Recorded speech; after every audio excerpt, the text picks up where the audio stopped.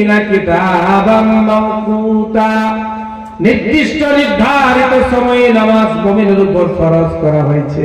আল্লাহ বলেন ফজরে একবার। আমাদের মুসলমান এখন ফজর বললে বুঝতে পারবে না, আরে ফজর কোনটা রে? তিনবার চারবার বলার পরে যখন বলবে আরে যেটা ভোর বেলায় পড়া, তাই বল তো ফজর মসজিদ ছেড়ে বল।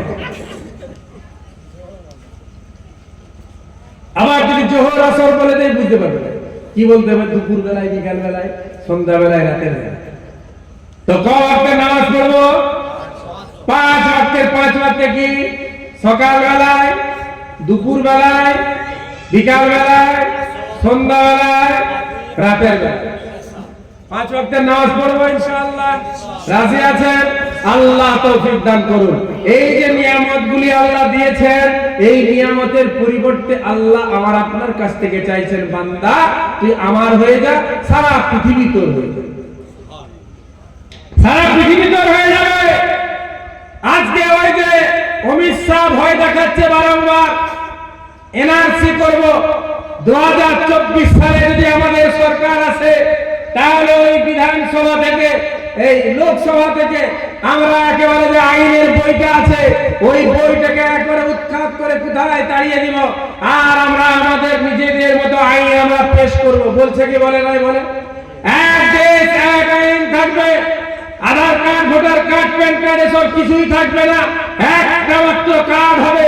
মুসলমান ভোট দেওয়ার আর মুসলমানের সুযোগ হবে না, মুসলমানকে 2 নম্বরের মানে দ্বিতীয় শ্রেণীর নাগরিক করে দিব, ওরা ভোট দিতে পাবে না।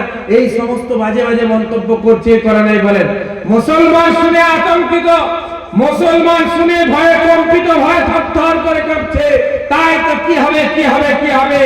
এই মে মাস, এপ্রিল, মে মাস চলছে, জুন মাসে সম্ভবত ডিক্লারেশন হবে, কে জিতলো, কে সরকারে বসলো। মুসলমান নয় শুধু, বরং আরো বিশেষ কিছু হিন্দু ভাইরা আমার, তারাও প্রার্থনা করছে, আল্লাহ এই দুরাচার সরকার থেকে ভারতবর্ষের মানুষকে মুক্তি দাও। বলছে কি বলে নাই? বলছে কি বলে নাই? ওই রোহিঙ্গাদের মতো অবস্থা যেন আমাদের না হয়, রোহিঙ্গাদের মতো অবস্থা যেন না হয় আমাদের। দিল্লি যে 3000 মানুষকে নির্মম ভাবে আগুনে জ্বালিয়ে হত্যা করা হলো, ওই ঘটনা যেন না ঘটে। 2002 সালে সম্ভবত ভারতবর্ষের একটা রাজ্য, গুজরাটের মতো একটা রাজ্য, যেখানে মুসলমানদেরকে নির্মম ভাবে হত্যা করা হয়েছিল, গর্ভবতী মায়ের পেট থেকে বাচ্চাকে বের করে হত্যা করা হয়েছিল, ওই মায়েদের সাথে আমার মুসলমান বোনেদের সাথে জেনা করা হয়েছিল। এই সমস্ত ঘটনাকে মুসলমান স্মরণ করে ভয় থরথর করে কাঁপছে। তাই তো কি হবে, কি হবে, কি হবে? আল্লাহ যা লিখেছে তাই হবে। কথা বলো, আল্লাহ আমাদের তকদিরে যেটা লিখেছে তাই হবে, না তার বাইরে কিছু হবে? তার বাইরে কিছু হবে না। কিন্তু আমার আপনার দায়িত্ব একটা আছে, আল্লাহ পাক আমাকে আপনাকে একটা দায়িত্ব দিয়েছেন।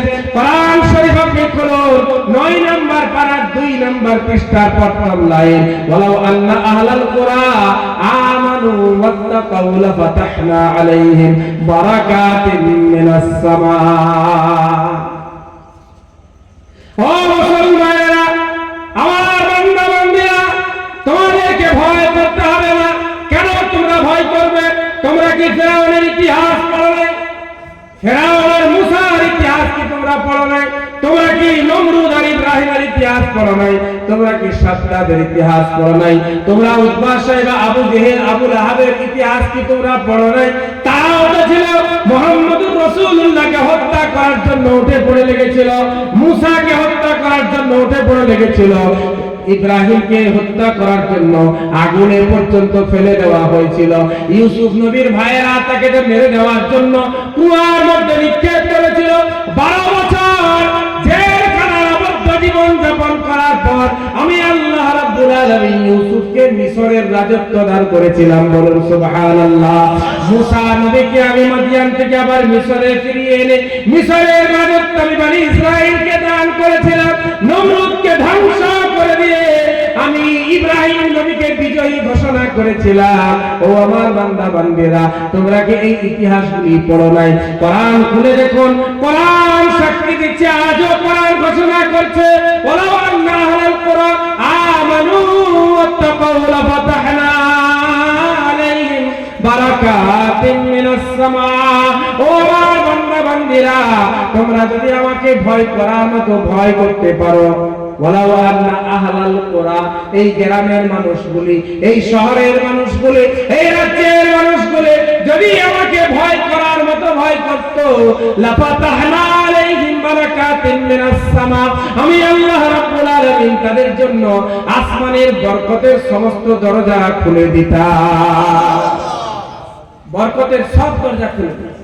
বরকতের দরজা বলতে ছোলা গাছে অনেক ছোলা ধরবে, ধান গাছে ভারী ভারী ধান হবে, গম ভালো হবে, হ্যাঁ পেয়ারা ভালো হবে, আপেল লেবু ভালো হবে, তাই তো নাকি?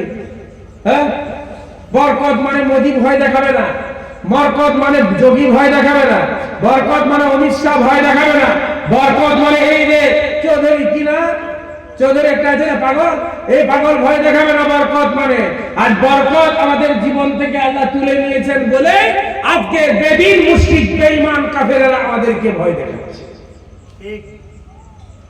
আল্লাহ ওয়ালা হব ইনশাআল্লাহ, 5 ওয়াক্তের নামাজি হব, নামাজ পড়ব, নামাজে আল্লাহর দরবারে গিয়ে আল্লাহর কদম মোবারকে যখন আমি আপনি মাথাটা নত করে দিব, আল্লাহ পাক বলেন, ও আমার বান্দা বান্দীরা, তোমরা যেভাবে আমার কদম মোবারকে মাথা নত করলে, আমি আল্লাহ সারা পৃথিবীকে তোমাদের সামনে নত করব। নামাজের মধ্যে শারীরিক অনেক গুণাগুণ আছে, ওগুলি আমি বলছি। নামাজের মধ্যে আমাদের বর্তমান পরিস্থিতির পরিপ্রেক্ষিতে যে আজকে আমরা বর্তমান পরিস্থিতির সম্মুখীন হচ্ছি, যে কেউ আমাদেরকে ভয় দেখাচ্ছে, এই ভয় থেকে বাঁচার একমাত্র উপায় কংগ্রেস নয়। ভয় থেকে বাঁচার একমাত্র উপায় তৃণমূলকে পুনরায় রেখে দেওয়া নয়। ভয় থেকে বাঁচার একমাত্র উপায় হচ্ছে আল্লাহওয়ালা হয়ে যাওয়া, আল্লাহওয়ালা হয়ে যাওয়া।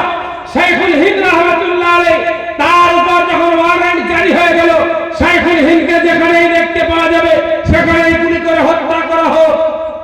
সমস্ত মুসলমানরা ভয়ে থরথর করে কাঁপছে, হাজার হাজার জনতার ভিড়, হাজার হাজার ভক্তর ভিড়। শাইখুল হিন্দ রাহমাতুল্লাহ আলাইহি বগলে কাফনের কাপড়টা দেবে, রাস্তায় বেরিয়ে গেছে। ভক্তরা সব বলছে, হুজুর আজকে আপনাকে আর মঞ্চে যেতে হবে না, আজকে আপনাকে আর ভাষণ দিতে হবে না, আপনার নামে ওয়ারেন্ট জারি হয়ে গেছে, আপনাকে দেখলেই স্পট ডেথ, আপনাকে দেখলেই সেখানে মেরে দেওয়ার হুকুম জারি করা হয়েছে, অতএব আপনি বার হবেন না। উনি কারোর কোনো তোয়াক্কা না করে, কারোর কথা না মেনে মঞ্চে গিয়ে ভাষণ দিলেন। সেদিনও বলেছি, আজও বলছি, ইংরেজের সৈন্যতে ভর্তি হওয়া হারাম, হারাম, হারাম ফতোয়া দিয়েছেন। এদিকে ইংরেজের দলের সৈন্যরা তারা বন্দুক নিয়ে, রাইফেল নিয়ে বারবার ফায়ারিং করছে। ফায়ারিং আর হয় না, গুলি আর বার হয় না, গুলি বার হয় না। কি করেছিলেন? সব বন্দুকগুলো শাইখুল হিন্দ খারাপ করে দিয়েছিলেন। কথা বলেন, খারাপ করে দিয়েছিলেন।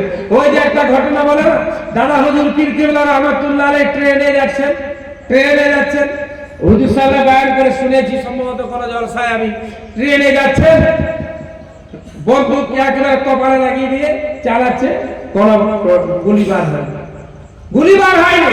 পরে পরে এখন ফায়ারিং করছে, আরামে গুলি চলছে। কে বন্ধ করেছিল গুলি? মানা কে করেছিল গুলিকে? আগুনকে নিষেধ কে করেছিল? হ্যাঁ, আগুন ইব্রাহিমকে জ্বালাবে না, কে বলেছিল? আল্লাহ। আল্লাহ বলেছিল। কুয়াকে কে বলেছিল ইউসুফকে কষ্ট দিও না? কে বলেছিল? মাছকে কে বলল ইউনুসকে কষ্ট দিও না?